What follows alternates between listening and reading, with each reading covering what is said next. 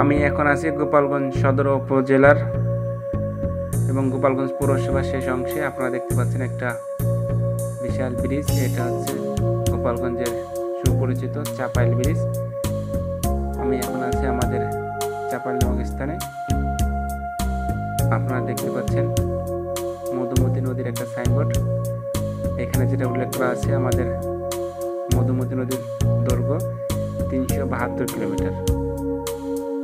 আমাদের মধুমতি নদীর উৎপত্তি স্থল হচ্ছে পদ্মা নদী এবং পতিত হয়েছে পিরোজপুরের হরিণঘাটা নামক স্থানে বালেশ্বর নদীতে। এবং প্রথম এটার অংশ গড়াই নদীতে, কিছু অংশ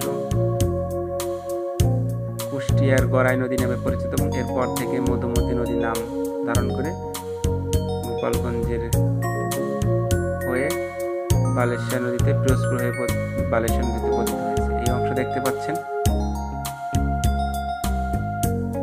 মরা মধুমতি, যেটা গোপালগঞ্জ শহরের মধ্য দিয়ে হরিদাসপুর হয়ে মাদারীপুর বিল রোড ক্যানেলের সাথে সংযুক্ত হয়েছে।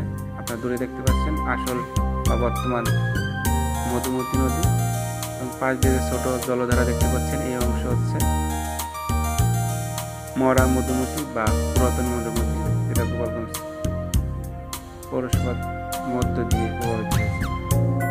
এই দেখতে পাচ্ছেন সুবিশাল নদী, এবং আমাদের এই নদী মধুমতি নদী নড়াইল জেলা এবং গোপালগঞ্জকে পৃথক করেছে, আর এটাকে সংযুক্ত করেছে চাপাইল ব্রিজ। চাপাইল ব্রিজের মাধ্যমে গোপালগঞ্জ সদর উপজেলা বা গোপালগঞ্জ জেলার সাথে সংযুক্ত হয়েছে নড়াইল জেলা। ওই অংশে হচ্ছে নড়াইল জেলার কালিয়া উপজেলা এবং নড়াগাতি থানা, এবং যে অংশে মিলিত হয়েছে এই অংশের নাম হচ্ছে পহরডাঙ্গা ইউনিয়ন। অত্যন্ত সুবিশাল আমাদের মধুমতি নদী, অনেক ইতিহাসের সাক্ষী এই মধুমতি। চমৎকার সুন্দর। একটা সময় গোপালগঞ্জ এবং নড়াইল জেলার মধ্যে কোনো সংযোগ ব্রিজ ছিল না, খেয়াই ছিল একমাত্র যোগাযোগের মাধ্যম। এই অংশ দেখতে পাচ্ছেন, এটা হচ্ছে নড়াইলের অংশ। দেখেন কত বিশাল জল পড়ছে এবং কত বিশাল নদী, এখনো অনেক বিশাল অবস্থায় আছে, যদিও ঝড় পড়ে গেছে বিশাল অংশ নিয়ে। দেখেন কত বিশাল ঝড়।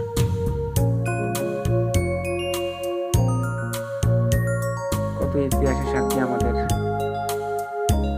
মধুমতি নদী। যখন এখানে ব্রিজ ছিল না, এখানে খেয়া পারাপার মানুষের অনেক ভোগান্তির শিকার হইতে হতো। এ হচ্ছে নড়াইলের অংশ। দেখেন কত সবুজ শ্যামল, কত চমৎকার, কত সুন্দর। কিন্তু এখন আর মানুষকে ভোগান্তি পোহাইতে হয় না, এখন খুব সহজে গোপালগঞ্জ এবং নড়াইলের মধ্যে সংযোগ স্থাপন করা হয়েছে, সহজে মানুষ যাতায়াত করতে পারতেছে।